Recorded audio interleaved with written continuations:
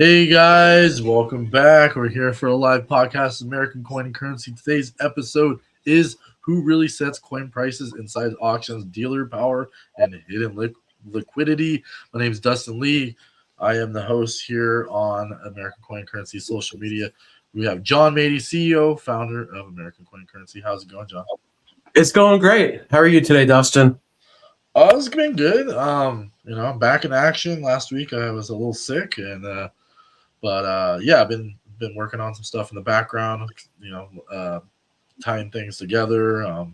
Excited to the show, the website, all the new things we've been adding across our social media and Absolutely. across the internet. Yeah. So it's exciting for you. What's going on? Well, to start off, I might have pink eye. So if I'm blinking a lot or if I'm taking my glasses off and putting something in my eye, that's why. Or it could just be a scratch. So besides that, I'll tell you, things are great. Like it's almost things are so good. You kind of sometimes wait for the other shoe to drop. I don't know if it's gonna anytime soon. True. But as far as in this business, metals, rarities, rare coins, rare notes, we've never been busier, and the appetite for these types of products is growing, and it's expanding into other collectibles, which I'd like to talk about at some point during our conversation today. But all in all, things are great. You know, South Florida is a booming area. I mean, absolutely incredibly booming. My office is in West Palm Beach. I overlook. I can see downtown West Palm and some of Palm Beach Island and the water and stuff. And so I see the developments going up in West Palm, and you have this cabal of billionaires. And the main one is Stephen Ross, who owns Miami Dolphins, and he owns the related companies. Is this major brand, and so he's been buying up West Palm Beach for a while now. Owns the premier properties in West Palm. But like I had mentioned in a previous show, they just got funding for a million plus square foot office building in West Palm. It's going to be the largest by far down there. And that's just going to be the beginning. And like I live in Jupiter. And so, Jupiter's always been known as like this area that, wealthy people, I'm not wealthy, but I'm just saying like it's, like golfers and actors, celebrities, politicians all seem to, have a place in Jupiter. And it's just like, they're trying to make this area here they've coined the term like the Wall Street of the South, or the San Jose of South, the tech area out there. So what does that mean? Why am I bringing all this up? Because money follows money. So when you have an area that is developing and a lot of higher end career paths are opening up, and you're going to have people following that because it's just how the system works, right? And so I look at that as a fantastic thing for this business because you have people that are going to be moving out of here, selling all their stuff, which includes perhaps some great collections, which we love to be a part of. And then, a large client base of young to medium-aged professionals moving into this area here with disposable income, and people that can see they're going to be, for the most part, in the Wall Street arena. So they know the value of having assets that appreciate over time and shield them from inflation, protect them from inflation and things of that nature. So it's important. And so I know that's a long answer, but it's great. Yeah, it's up and coming. I always watch a lot of content that surrounds South Florida, and Florida in general is pretty booming. Even though there's like tornadoes and stuff or stuff, I always considered it, but then I'm like, well, don't they have like hurricanes and all that? Yeah, it's not too, knock on wood, we haven't had anything here for a while. The West Coast seems to get slammed. The theory has always been, at least where we are here in West Palm Beach County, the Gulf Stream. I'm a big time fisherman and diver and stuff, so I spend a lot of time on the water. The Wow. Gulf Stream is the closest to the continental U.S. offshore here. It's only 2 miles. Where if you go like up to New Jersey, it's 90 to 100 miles offshore. So Wow. that huge river in the ocean, I always was told and thought that that might be a buffer against hurricanes because they always seem to get shifted one way or another. We rarely get direct hits here. I mean, it has happened. In 2004, we had three, like back to back to back, Huh. Ivan, Gene, and Wilma. And so, but then a friend of mine who is a scientist told me that's all bullshit. So Uh, I'll go with my theory that it's the Gulf Stream, and maybe that'll yeah. convince the guy. Because I'm like I lived on the West Coast for a long time, and a lot of the Delta areas I've never seen anything significant happen. And there's a lot of jetties and stuff that break the water, but yeah, I haven't seen any tornadoes in Washington State, or not tornado, but hurricanes, or So you know, Have Hawaii's you ever not. have you ever been in a tornado? Have I been in the tornado? I've seen them from a distance, but I was not going to interact with it. It's the wildest thing. Like 20 years ago, my friend and I were up in this area called Hobe Sound, which is the town north of Jupiter, and we were out on the intercoastal up there, which gets really wide. So you have like Hobe Sound on one side, the body of water, then you have Jupiter Island on the other, then the ocean.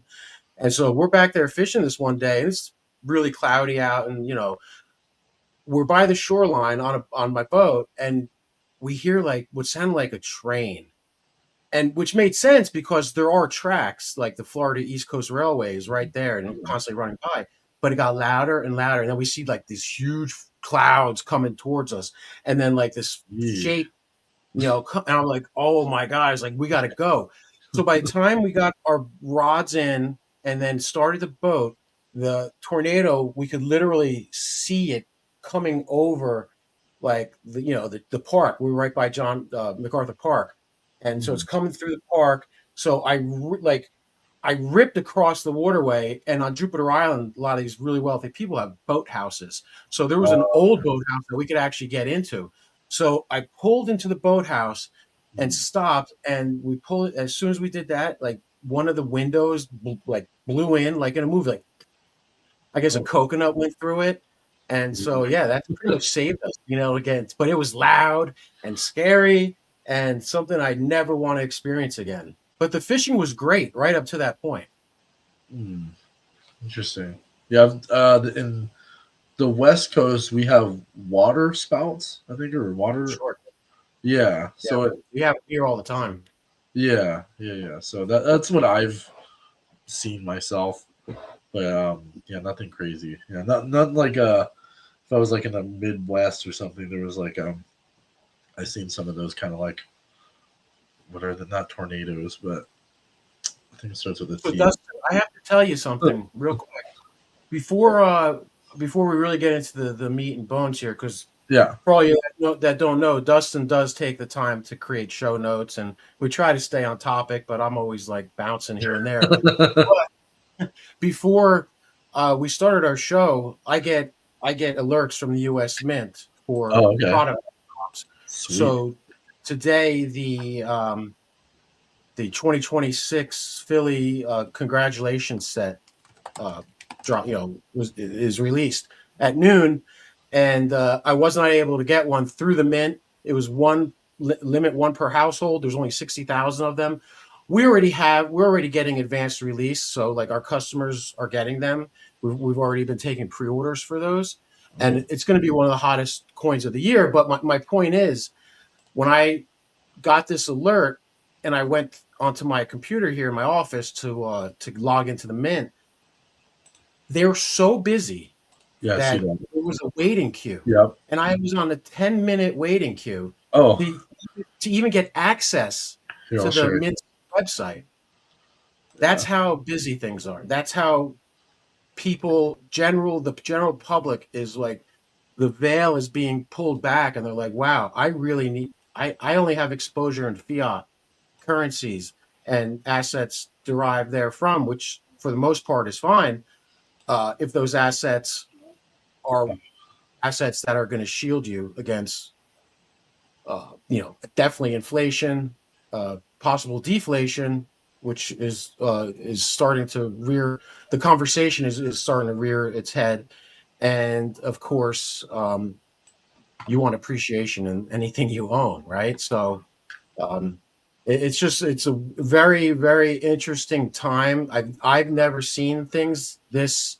I don't want to say chaotic because it's not chaotic. It's organized chaos, but it's the amount of people that are new customers that are just calling out of the blue. Hey, you have, silver eagles. I'm looking for gold eagles. I'm looking for, graded St. Gaudens. So, I'm looking for, we promote a $250,000 graded eagle package, and it's common date, NGC and PCGS, either $20 liberties or St. Gaudens, mint state 62, 63, maybe some 64s.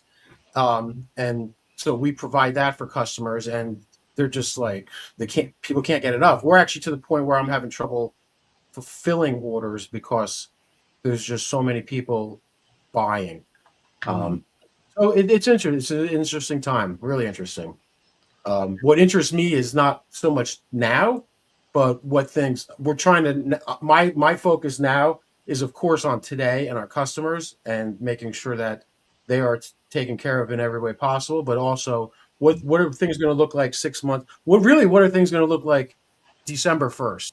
What are things going to look like after the midterm elections, and then a year or 2 years from now? So that's really where my head is starting to go, and I'm trying to just map that out, what that looks like. But what's great, Dustin, is that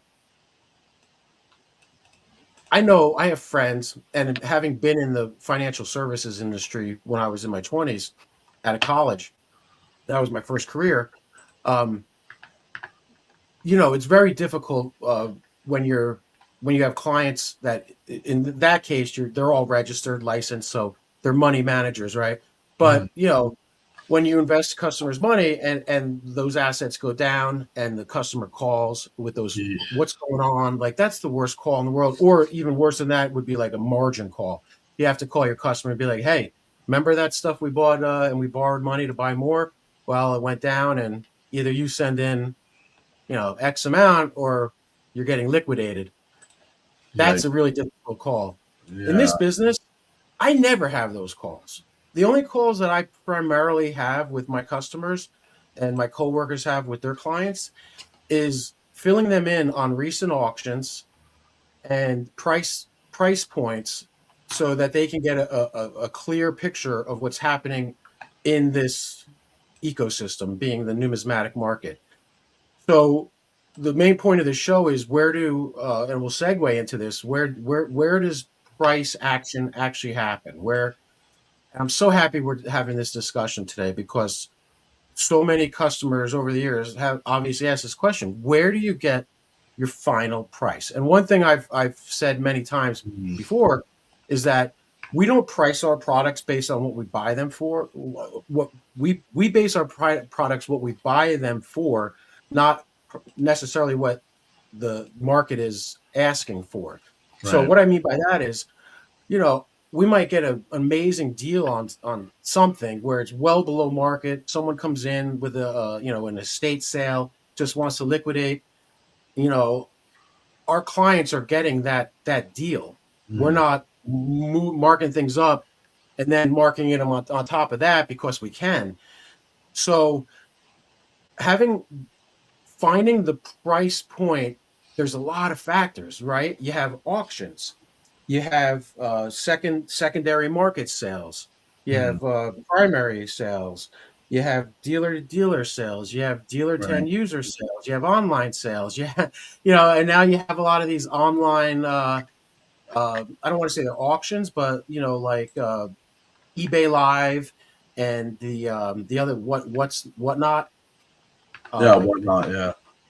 And those are great because it brings excitement anything that brings awareness and excitement into this numismatic world to me is fantastic. That's a win. I don't know how dealers necessarily make money on those unless they bought things either years ago or they had a situation like I just mentioned where you could buy an estate for very reasonable price, and then you can sell things under market. But True. that's few and far between. Price to me really comes from. So let's frame it like this, Dustin. Let's frame it with coins that are what I call generics. Let's say like just regular mid-state 70 silver eagles or proof silver eagles, or even gold eagles, all the denominations. If they are not, you have obviously the mint pricing, you have the spot, but on top of that, the pricing comes from. We always like to look on different online sources. So eBay is one of them. Go to eBay, check out what things are selling for, and then you could go to there's PCGS price guide, there's NGC price guide. And really what it boils down to is what someone is willing to pay for it, right? So that's where real price discovery to me happens. Now, of course, there's MSRP, and that you'll see more and more of that in the coin industry, I think, over the next few years, where dealers are kind of getting put in line. I don't know if that's the right way to put it, but where you don't have fringe dealers out there doing things they shouldn't. This is a collective, and what separates dealers is like at American Coin, we get coins that few dealers get. Mostly advanced release. Really low population releases from the mint, one per household type things. So price discovery on something like that is really what the market will bear at that moment. You have price discovery on older numismatics. With that, what's nice is you do have auction records. But let me give you one quick example, and then I'll let you have it, Dustin. I have one of my coworkers here is in the process of selling one of his customers. I believe it's a 1873 Carson City $10 gold piece. Wow. It's definitely Carson City. It's definitely $10. It might not be an 1873. And the price right now that he's offering it is at $85,000. Wow. NGC price guide is $120,000. Yeah. So wow. What do you do in that situation? Do you offer it at $120,000 to the customer, even though we got it for significantly less? I don't think that's right. No. So we offer it at a price that is based off auctions. So we looked up the coin, so in that case, there might be, I believe it was a mid-state 63 mid-state 63. So there might be, again, off the top of my head, I don't remember, but maybe 15 pieces. So they've sold over the last few years. And what's crazy with that is that there was auctions that were close at 100,000, but there was one auction a few years ago that one of these exact coins sold for 50,000. So auctions, you can't really go by that, because some auctions, like we talked about earlier, you have frenzy, you have FOMO, you have rivalry, you have competition, all this stuff. And on the flip side of that, you have auctions where no one shows up. And something like this, a coin that should be 85,000, sells for 50,000, right? 55,000, because there's no reserve. True. So there's a lot of things that there's a lot of pieces of that equation in the calculus to create price points and price discovery. Yeah, it's exactly how I feel about a lot of these auctions, especially on eBay. I get a lot of good deals, but yeah, sometimes it's in the middle of the night. Sometimes it's, strange day of the week, like a weekday. And, so it's really about just keeping an eye on the market. But when it comes to pricing in something that's, has a higher price based on, some, market conditions, if it's NGC setting prices. Yeah, I always try to pass along those prices for my customers. I don't like to just gouge them and give them a chance to, possibly make money on top of it if they decide to sell it themselves, or just get a really good deal. yeah, I'm a really big advocate for passing those deals on with customers. It just, keeps everybody happy. Yeah, everybody knows there's a height to the price, but I'm not trying to get maximum value. I'm trying to keep things aflow. So, if Yeah, that, keeps customers, everybody looking for specific items.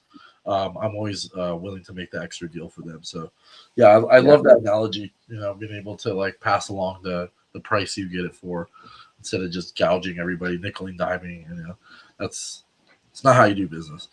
But yeah, No, and I, you can't. And I've heard people in the past, just be like, "Oh, we're selling. This is at cost. We're selling you this coin at cost." Like, don't. You're in business to make money. No one's going to begrudge a dealer for making money, no, but you have to be fair, and you have to price right, it accordingly to what the yeah, market will bear and the customer will bear. So, uh, and that's the beauty of it, in my mind, is that you can really be there to facilitate that for the end user, for the customer, to make it a really pleasurable and favorable experience. And then they're going to come back and you're going to be their coin guy, and that's what we shoot true, for here. We want to be the coin guy. Let me call my coin guy. I know a guy. I got my coin guy. You know, right, exactly. Yeah, it's that's what we always strive. good. It's good to have the guy in every industry, and definitely a coin guy is, definitely on that top of the list. But And the coin guy, Dustin, knows other people that could, true, help out. So let's say, and this happens all the time. I get the call, "Hi, my mother just recently passed away." "Oh, I'm very sorry to hear that." "Okay, thank you." We have so much stuff here. We have weaponry, we have old firearms, we have whoa, antiques, we have, silverware, we have XY, porcelain, fine china. Like, what do you do with all that? So someone like me, I only buy a few of those things, but I know people that can come in and right. help you that are reputable to buy the rest of it. So having a coin guy in your back pocket like me is not a bad thing at all. Yeah, I was the same thing in the electronics, the e-commerce, and laptop industry. I was like the computer guy for a very long time. Yep.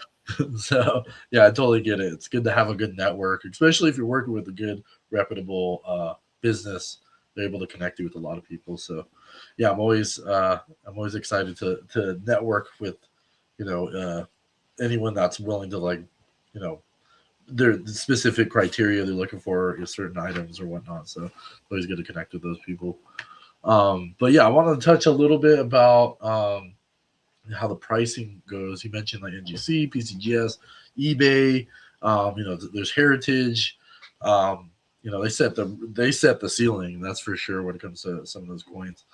But when it comes to like dealer to dealer, there's obviously dealers are going to get a better price. They might be specific to what coins. What do you see? What dealers are trying to like bargain? Are they trying to like at price at market? They're trying to get those deals. Like, what's your Yeah. insight on that? Well, when you're dealing with dealers and in that scenario you just mentioned, you have economies of scale, but in reverse. So on lower price coins, dealers are going to deal in volume. We're not buying 10. There's not a transaction for 10 or 20 pieces between each other. If something's, $1,000 or less, it's going to be a lot more. So the margins are actually higher on lower priced items. And as those economies of scale go up and the prices go up, the margins actually become much less. Hmm. So an average, if we're dealing, let's say, with coins that are, I'll put a stop at 50,000. So that's the floor, $50,000 and up to $250,000 for one coin. The Hmm. coins in that bracket, if we're going dealer to dealer, it's normally 5%, 3 to 5%. Okay. So and that leaves room to then sell to the customer, the end user, and you're going to mark it up, 10, depending on the value of the coin again, and what you purchased it at, to make sure you give them a good deal and pass those savings along. You're going to be at 10 to 15%, maybe less, maybe more. Every single deal is different. There's no set price, Right. no set margin. There's, it's literally pretty much a case by case business, case by case basis. Yeah, that's true. Yeah, I'm the same way when I sell to different distributors and whatnot. Like, yeah, 5 to 10%, 20%, like up to. But yeah, it's a volume. Depending on the product, if it's kind of like a streamlined product, or if it's like a high end, MacBook Pro or something, or like, those are going to be a little bit more expensive. So, yeah, that makes sense. So they can make money on their products for their customer base, and everything just kind of keeps the flow of the pricing. So yeah, I mean, Yeah. those high ticket items, 50K and that, man, that's crazy. I mean, you get to a bracket where it's $1 to $2 million or $3 million coins, and then there's a bracket where it's $5 million and up, and then you're in the really rarefied air where there's only a few people that are dancing. Yeah, I can imagine there's a set type of people looking for anything above $1 million. Yeah. That's insane. But yeah, that's relative to the market. The condition, the condition, or for a specific specimen from like 1600s or something, like shipwreck treasure or stuff like that. It's like gonna be really high.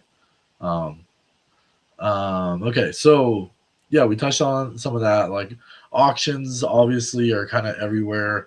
That's kind of the same for me. Sometimes you get some good deals. Sometimes it's overpriced. It just depends. Sometimes it pushes the price beyond what the all-time high of the market for that particular specimen would be. But like let's see, private sales. Let's see, what can we touch on here that we haven't. So yeah, when it comes to like liquidity, I know like a lot of kind of mainline coins like Silver Eagles and stuff like that are kind of those yearly based coins. Like, I know you have a certain client base that are interested in set coins. Like, are they willing to put out like that extra dollar, or are they kind of set in the market when it comes to pricing? Well, if the value is there and explained, they'd be willing to put out the extra dollar or two to Right. get that for sure. Yeah. The value has to be there, and value is really at the end. It's not so much price, and I've mentioned this a million times. We don't hammer price. We don't sell that we're the cheapest. I don't want to be the cheapest. I really don't. If you want the absolute cheapest dealer, go work with them. Right. When you're looking to sell your coins, you're looking for advice. You're looking to get your coins graded. You're looking for whatever it is. Guess what? They're not going to help you because they're the cheapest, and that there's a reason. They don't offer full service, and if they do, it's going to be an add-on price. Whereas here, we are extremely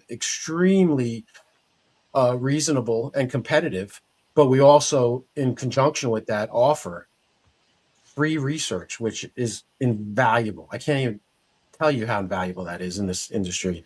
Discounts on coin grading with PCGS, NGC, and CAC, and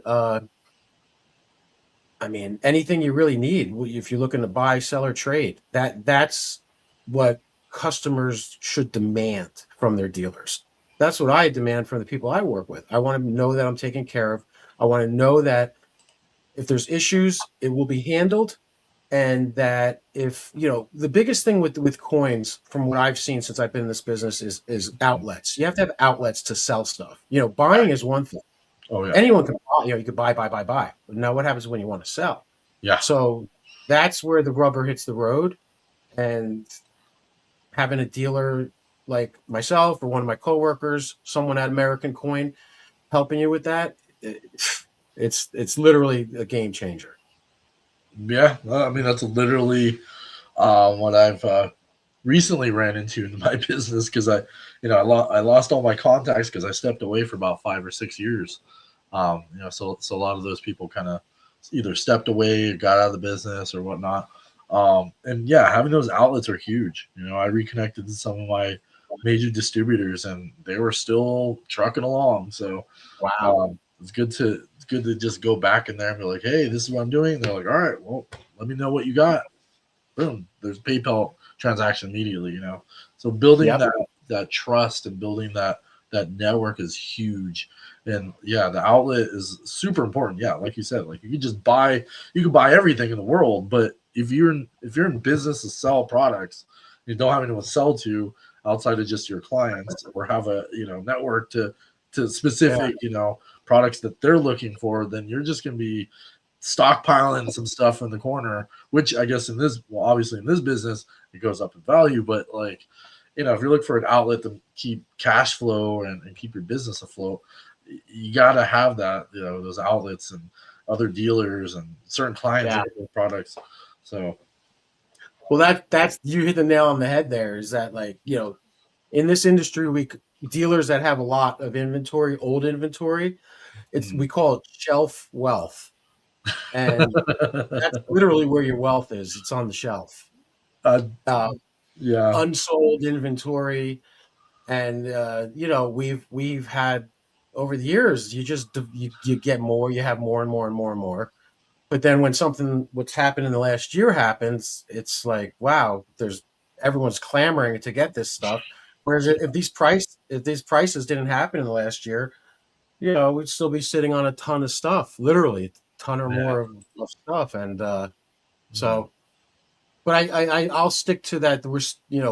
Prices are going to be harder to really pinpoint it, as if prices continue to appreciate as fast as they did. I don't think that's going to happen. I'm just throwing that out there for people to think about. Mm. Um, really at the end of the day, and I always try to hammer this home, it's about having someone that you work with that you trust and that you feel comfortable with. If you don't have comfort with the person you're working with, then find someone else. It's people work too hard for the money, and to not get what you deserve is and a lot of people do. They just continue. I can't tell you how many customers here we have that work with other dealers. Some of them have like 5 other dealers they work with, you know, and it's just like, consolidate a little bit, and that's what I love is that in the last few years, that number of customers we have that had multiple dealers, I we've slowly shrunk that down to where we're the coin guy. Call us, we'll help you out. Whether you don't whether you buy from us or not, even for just price discovery. Hey, I got a call, or I got an email, I got an offer about this coin. Is it a good deal? I'll let you know, honestly, whether it's a good deal, and if it is, buy it. If I can't match it or beat it, I won't even match it, because I think that's, I would try to beat it.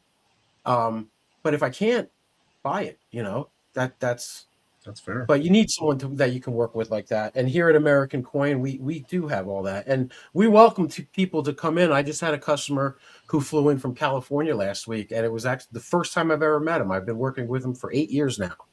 And it was fantastic that he came in.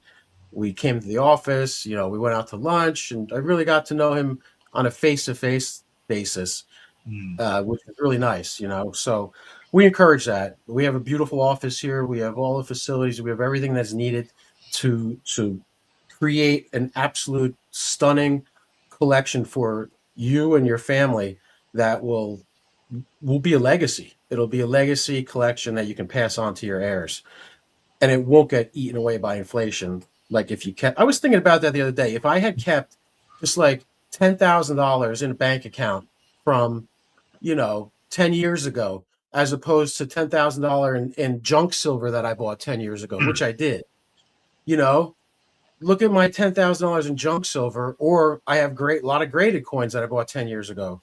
Mm. Um, Look at the value of those now. That $10,000, what would be my purchase power now as opposed to 10 years ago? How much has it been eaten away? I would say at least by half, Oh at yeah, least in at the last least. 10 years, maybe more. But I went to Costco the other day. I spent 700 something dollars. I didn't. I got. I mean, good I don't even nothing. know what I really got. Yeah. 134 of it was my corporate membership renewal, but Yeah. still 600, something bucks for it, it's just insane. So point Mm. being, um, there's a time to do things and a time not to. The time to get involved and have physical assets is now. Mm. Yeah, I'm glad that you touched on the purchasing power. It's in the last 10 years alone, has significantly increased, especially with like COVID and I guess you could say the banking crisis in 2008. But yeah, it's Well, just taking time on. just for maybe you could do it quicker than me. What was the gross national debt in 2016? Oh, I'm curious how much we've piled on since then. Let's see. 19.4 trillion, 19.5. We're at 38 trillion. No, let's say 20. 19.43. Wow, we almost doubled it. That's $18.57 trillion in the last 10 years that has been added to dilute your purchasing power. Wow. Let that sink in, man. That is stunning. 38. It's not going backwards. Almost at 39. We're gonna be at 40. No, that's not going backwards. You can see Yeah. it kind of go down a little sometimes, but not really. It's like That right there, that 38 trillion, that's the Epstein class slush fund. yikes. I can't Wow. go anywhere without seeing anything about Epstein. Nor should you. They should not be able to just sweep it under the rug, as they say.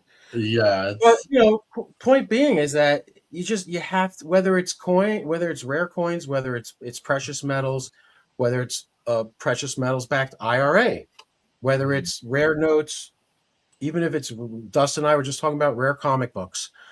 These things are appreciating. I don't see a slowdown, and the simple reason is they can't create more.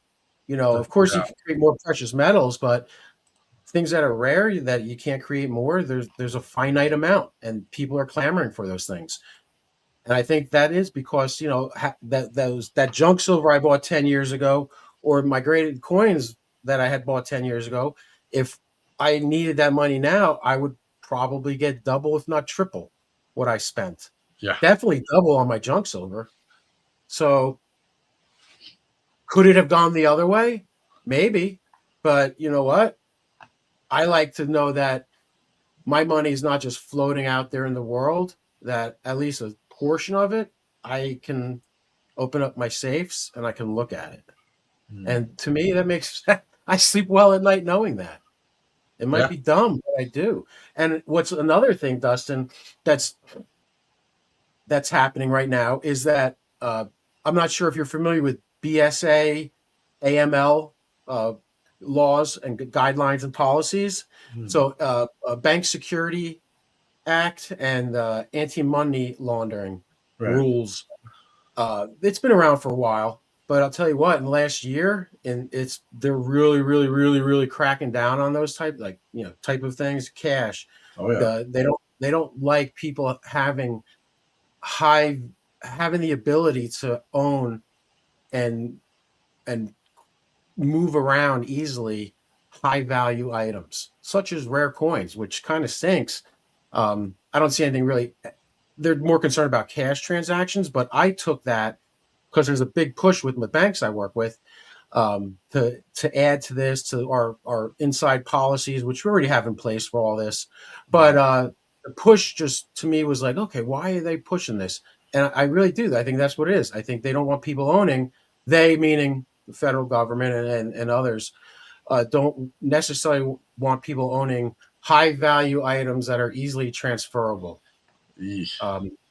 Because you're literally taking money out of that system. We had this conversation last week on our panel, Yeah. moving money out of the traditional system into a different system. So Yeah, there's just a lot going on, and to me, it's just more validation of why the use case is there, and the validation is there of why you should own these types of items, whether you buy them from us or not. Own them, okay? Own them. There you go. Yeah. Give us a call, 561-310-8341, 𝐒𝐞𝐭𝐬@gmail.com, Coin and Currency Net. Find us on eBay, American CC. Find us on Google and Yelp at American Coin and Currency, and also Apple Maps. Yeah, we have some community questions. Before we move into the questions, I wanted to talk about a little bit about some of the customers mentioning us on the internet. You said that people are looking for us. Yep. What's that look like?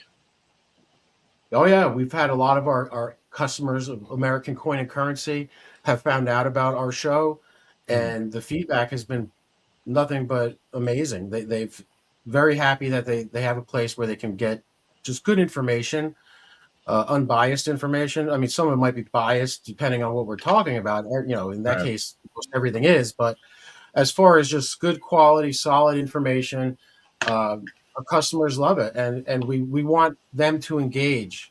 I've had not only people that work in the office here that want to be part of the show and come on and Sure. give their views and their opinions and then their knowledge.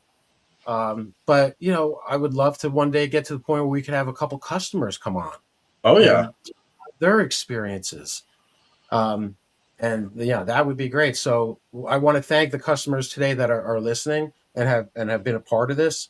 And we're just going to continue. Dustin and I are going to. We're passionate about this. We're going to continue to deliver quality information so that educated decisions could be made moving forward on purchasing the items that we offer.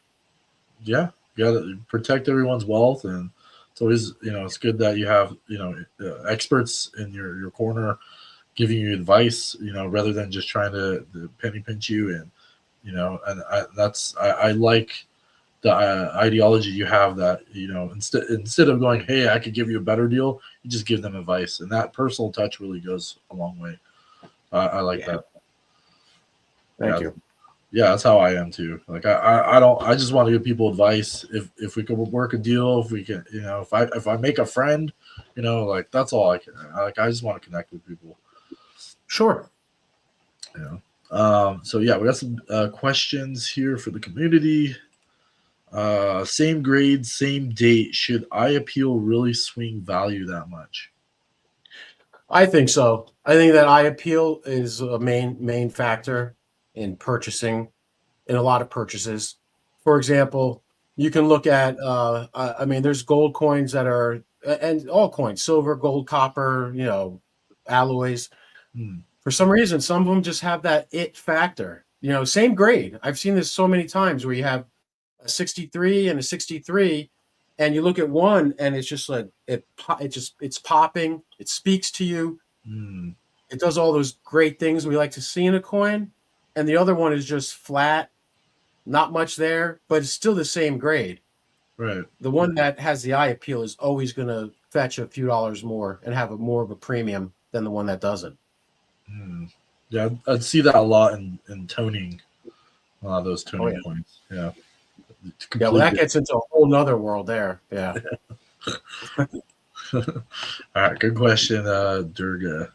Let's see. Some of the most important. I think this is just a response.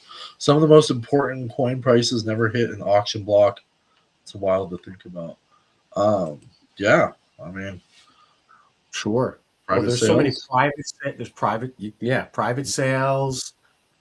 There's agents. We've been agents before for customers that don't want anyone to know what they're doing or that they're even involved or buying these types of items. So, although like auctions like Heritage, Stack's Bowers, Mm, there's always auctions at all the major shows. There's shows coming up. The World's Fair of Money is coming up, or did it already happen? I forgot.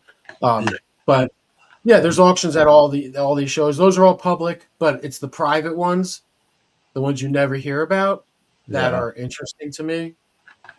Um, Mm, but that's kind of So what happens is in those cases, in those scenarios where you have large private transactions of substantial, very historically important numismatics, is that dealers know about it and then we talk about it. So we still get some price discovery because just people talk. Like you won't know who the buyer is or really necessarily who the seller is. You just know that this particular coin came up for sale privately and that it sold for $15 million, let's say.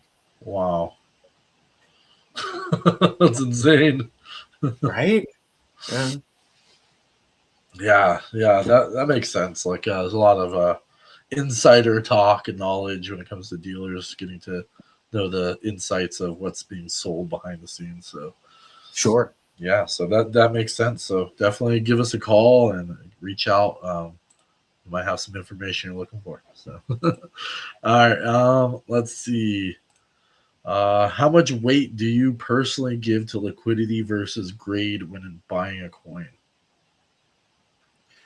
So let me see if I understand that. How much weight do you personally give to liquidity versus grade when buying a coin? So I guess by liquidity, if we're talking about a graded coins here, is coins that have like large amounts of collectors in that space. Right. So if you have like a double eagles, there's or silver eagles, there's tons of collectors. If you're talking about a Feuchtwanger, there's not so many. Mm, So I still go. I don't. For me, being a dealer, liquidity is not an issue. mm. For civilians, it might be. Yeah, Uh, so I'm going to go with grade. I care more about the grade than I true. do the liquidity of the coin, Yep. because if it's a great grade and it's a great coin, you just created liquidity. You will create liquidity. Yep. Yeah, I 100% agree, and that's exactly how I feel. And the Pokemon grading, it's the higher the grades, you're gonna have lower population. It's gonna be harder for people to access that, and then over time, it just values. Just liquidity, like you said, is gonna be with that pricing with the grade. So Yeah. um, yeah, the higher grade, better, low pop, you know, rather than just liquidity. So all right, let's see. Liquidity labels, that one's stuck. Yeah, that sure. Definitely labels, signatures, advanced release, stuff like that. If coin sells auction is really set the market or just a moment. Um, yeah, I mean we have that what 1794. Um, that set the price for the $10 million auction and stuff like that. Like, um, Yeah. Rising tide raises all ships. yeah, So well, you have a coin that sells at auction that's the top population, the finest known of that particular specimen or mm, coin or variety. Um, you're setting the market, uh, but a lot of times, most of the time, that's a one-off. There's only one of those, right? Because it's the top piece. It's true. the finest known, let's say. And even if it's not, um, if it's a favorable auction and it sells high, any other examples of that particular piece will also appreciate in value accordingly. Mm, yeah, that makes sense. Yeah, everything kind of just rises together. So yeah, like you said. Um, so yeah, just stick to anything specific. If you're looking for anything, feel free to reach out. Call us 561-310-8341, uniquecoins@gmail.com. Let's see. Some important coin prices never hit the block. Okay, we went through that.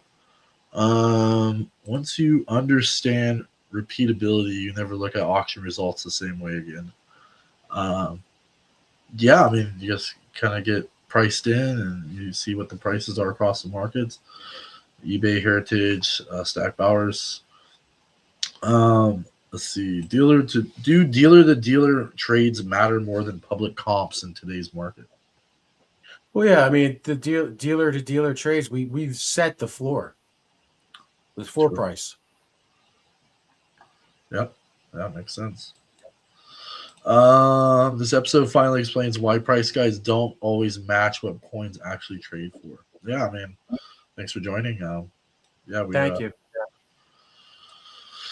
give good advice. Yeah. Of course, like anything else, you just have to have someone that you could do the research for you or do it yourself. But Mm. the you could see Collector's Universe has a price for something that's X amount. NGC has it for Y. PCGS has it for W. And you kind of just have to look at. It's not that difficult, but it does Mm. take a little time, especially with higher end stuff. But being able to go through all that and find price discovery, and a price discovery that is, I mean, the best moment.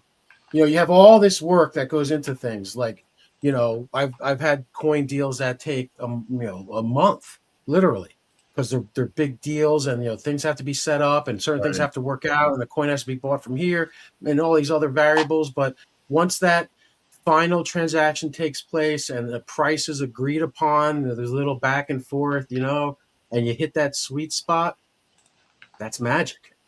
It's magic. Yeah, I'm. Yeah, I feel that. So yeah, big deals are kind of hard. I mean, it's not hard, but it's interesting, to get like a certain price that works for everybody, for both parties. Yeah, it's always exciting, just like Yeah. being able to make that deal. Yeah, that's literally how I started. I started literally in my business. I started with $200. Actually, I had no money. Started, and then with $200, I was able to make my first like major deal, and I shipped like 90% of it to Oklahoma for like 3x, and then sold some product locally, and after that, I Yeah. just flipped it for 10 years, and yeah, so yeah, it's always good to make that deal, especially when there's the big deal on the table, and something that may or may not come across your table again, So Well, it could be a big deal, and you get this. At least I get the same amount of satisfaction if it's a $200 deal. yeah, But this is a new customer who has interest, who wants to build a serious collection, but who just wants to test us out because they've never done business with us, and just wants to make sure that they actually get a coin that they purchased and paid for. So that is just as exciting, sometimes if not more exciting, that's true. than the other one, because all the possibilities moving forward. Building someone's collection for them, and advising on what they should really buy, and that's we're not order takers here at American Coin. We're advisors. We really advise on what you should own, and here's why, and how many you should have, and here's how long you should probably own them, and X, Y, and Z. But having that information readily available for the end user is paramount, and so that is all encapsulated in there as a part of the service we provide for our customers. And I'll tell you, Dustin, we have the U.S. Mint is releasing next week. If we have time, I'd love to go over the Mint, some of the releases. I know Okay. Yeah. we always have a lot going on, but it's an exciting year all around. It's a real exciting year for us here. Oh, yeah. I refreshed the pages. There's a Oh, yeah. wait limit. Oh, 1 minute. That's not bad. It's not too bad. Yeah, that's how it was earlier. But yeah, everything the those 2026, they all sold out. So I was just about to ask. Yeah, yeah, they're gone. it was sold out earlier when I pulled it up. So yeah, If 60,000. anyone is now, we are Wow, getting those, Dustin. it's very limited. Yeah, one per Yeah, household. So if you have the access to more than one, that's 2026 Philly congratulations sets. Ours yeah, are now, even though it says a set for people listening, it's only one coin. Uh, yeah. but ours are PCGS Proof 70, Deep Cameo Advanced Release, signed by Emily Damstra, and we're putting them up on eBay. MSRP is $1,250. Oof. But of course, if you have interest, we're going to move these very quickly. So give us a call today or email us today, because I just sent a message out to a customer who was getting some. And I said, by tomorrow we might be sold out. So, Jeez.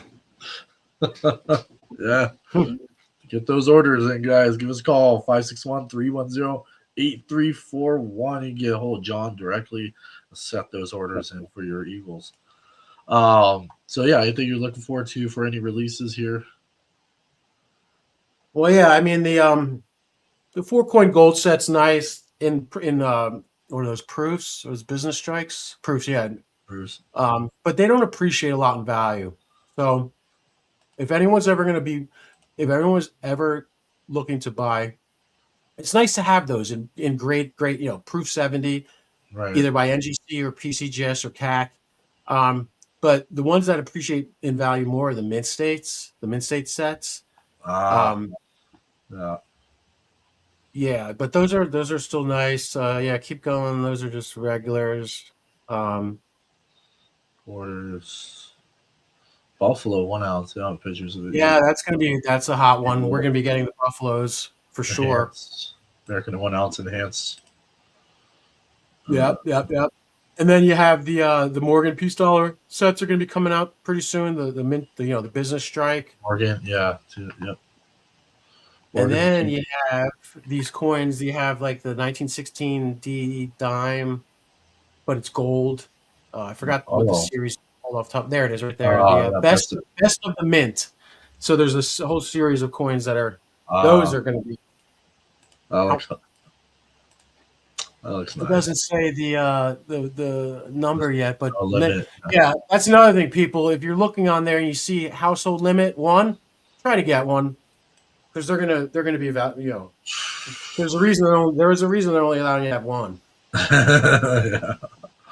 Yeah, spread out the liquidity. Yeah, so these coins, this little best of the mint series I'm excited about that. We will be getting those as well. Of course, the finest pedigree. That's all we try to sell here. So those will be the finest pedigree that are available at American Coin Currency. Give us a call. You know who to call. Let's see. It's not Ghostbusters. It's not Ghostbusters. Not today. Last question. If you had to sell tomorrow, would your coin move at guide price or reality price? If I had to sell, I'm going to take whatever price I can get. Yeah, I guess if you had, yeah. If I had to. Yeah. And that's another thing. And we could have a whole show just on selling coins. Right. Because if you go to someone to sell your coins and you frame it as, I got to sell this yesterday. I need money. My car is going to, you're going to be, that's a fire sale. You're going to get gouged. Very little, 30 cents on the dollar, maybe. Yeah. Or probably a little more than that. But if you go in there like, hey, I just have interest, I might be looking to sell these at some point in the future, like you have time, stuff like that. I know that's hard when, you're behind the 8 ball and you owe Vinny $5,000 for a bet that you lost and you haven't paid yet. You might get your finger broken, but I need my hands. In that case, don't call American Coin Currency. We don't want Vinny coming over here. Yeah, they'll pull sharks. All right, I'll show you guys what's going on here. Check us out, coincurrency.net. Been updating a little bit on our inventory. Check out some of our featured collections that we have here. So check out here, and go to the store section. We have all our products here as well. You can go through what you're looking for specifically. Add a little feature to the website. You can come visit us. So you can find us on the map as well. You can always sign up. Oh, we're gone. John, did you say something? Oh, yeah. We're not putting right now a lot of the 2026 items up yet. Call or email about those if you're interested. The mints, the business strike Eagles, proof Eagles, the congratulations set. And the reason being is because the quantities in these, the highest pedigree is very low. So we've had issues where we put the stuff up here and sold in-house, and then someone buys it online and we're totally out. So things that move very quickly, you have to call about and get information direct. So that's easy. Pick up the phone and call. Give me a call. That's my personal number. Give us a call. Yeah, anything specific that's not on here, or a lot of inventory moves in house. So, anyway, let's see what else we here. Yeah, check us out, eBay, American Coin and Currency. And I made some new listings, so you guys can check out some more detailed listings I've been producing here. So you can guys see us. Beautiful. Yeah, I love it. I love the details. Gives all the shipping info. All our social media, call us kind of stuff, and every detail from the weight, diameter, grades, stuff like that. So, yeah, I'm excited to update all our listings going forward. And then, that's check us out on our social medias, our website. Here every week, 1 p.m. Eastern, Thursdays. Next week is going to just be me and John as well. And then we'll have some more guests coming on. Hopefully we'll get some people in-house, some of the dealers that we have joining. That'd be cool. Customers. Absolutely. Insights, I'm always excited to have somebody from the team join. I love that. I enjoy that too. Yeah, that's gonna be cool. But yeah, any parting words, final words? What's going on with you? Anything to look forward to? Yeah, I'm. One other thing I did want to say real quick is if anyone who's listening or knows someone who has a lot of precious metals, doesn't even have to be a lot, just has, is looking to sell, now might be a good time. And we could facilitate that for you, whether it's $1,000 or $1 million. We'll facilitate that for you. Give us a call. I'll tell you how it works. It's very simple. If you're out of state, we ship. A lot of people get freaked out when they say shipping, but we ship, and all dealers ship very valuable products every day, all day, all year without issues. So we could set it up where we could have your precious metals or your coins picked up at your residence by FedEx. Everything's insured, brought back here. We facilitate the transaction. We sell your products. We wire you the money or send you a check or however you prefer. Real easy, real painless, real simple. But there's a real demand for more metals. So anyone looking to sell, please give us a call and we'll facilitate that for you. Or looking to trade, that too. So other than that, let's just keep moving forward. I mean, this is exciting. I still think we're going to see $100 silver here in the next week or two. I think it hit 91 earlier. Yep. It was in the 90s earlier. Yeah, it was the 90s. The spread is tightened up, which is nice to see. That means things are normalized again. And let's just have a great week, rest of the week. Yeah, fantastic week. See us on 1 p.m. Eastern next week on Thursdays. Look forward to our panels and guests we'll have in the next month. And give us a call, 561-310-8341. And we'll see you guys on the next one. Have a great day. Thanks, Dustin. Thanks, everybody.